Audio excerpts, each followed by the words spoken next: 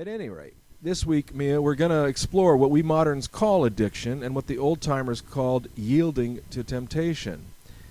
Yes, whereas today we tend to see our addictions and our addictive repetitive habits as something from the outside that tends to overpower us, a long time ago people saw the problem differently as one of self-restraint instead of being a victim.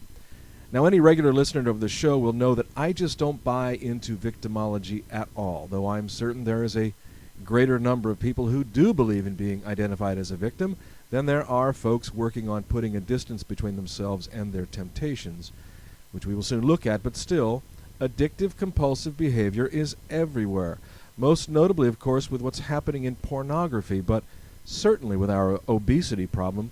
Food has become something very addictive, if I may, and is causing people huge issues. Now, I must also add that I am a student of antiquity, and back then the general view was that the issue was always one of you having lost your self-control, or in other words, you yielding to temptation. Now, back then the old-timers felt there were 9 essential temptations that could lure you away from your balance or your center, and that the idea was to set up your life so you could avoid those things which tempt you into bad or destructive behavior, rather than saying, "Oh, I have an eating disorder." The old-timers said, just don't have unhealthy food available where you're tempted to get to it, because it's up to you and not the food whether you yield to the temptation to indulge yourself or not. And before I pass this over to you, dear, I wanted to read a definition by the American Society of Addictive Medicine, who believe otherwise than I do. And let me quote this. This is their view of addiction. Addiction is a primary chronic disease of brain reward, motivation, memory, and related circuitry.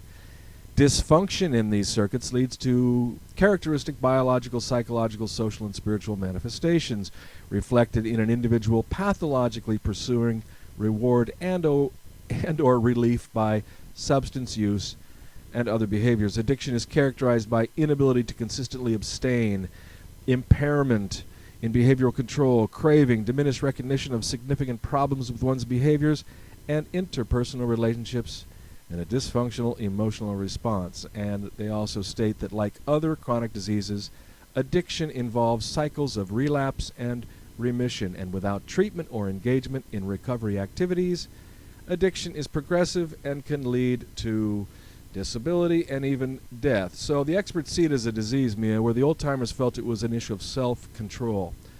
What are your thoughts so far? Do you lean towards disease or classical temptation under your control? Well, one thing that we know about many of the diseases, and I do believe on that, is that your genes can actually change. Bruce Lipton talked about the theory of the belief, and he said the most important thing in your genes is the environment you live in. So addiction, I believe, is more a question of the environment the person lives in. If you live, sometimes it's just, you're doing that as a way to protect yourself. I can believe you, of course, allows an environment that we're talking about is, if you're not going to eat the right food, your brain circuit might not be working as well.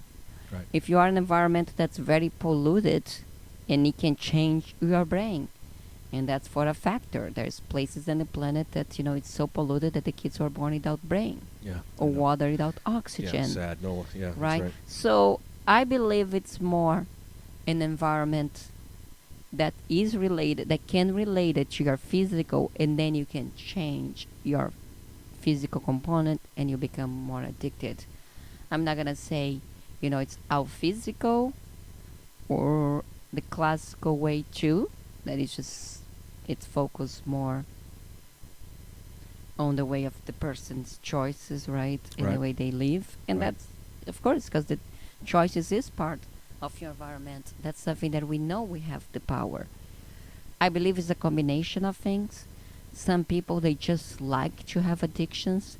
That's how they identify themselves. Yeah, that's and they right. don't even know, but the moment somebody labels you as an addictive personality, and you have an addictive personality disorder, or you are addicted to food, you are addicted to sex, you are addicted to the internet, you are addicted to porno.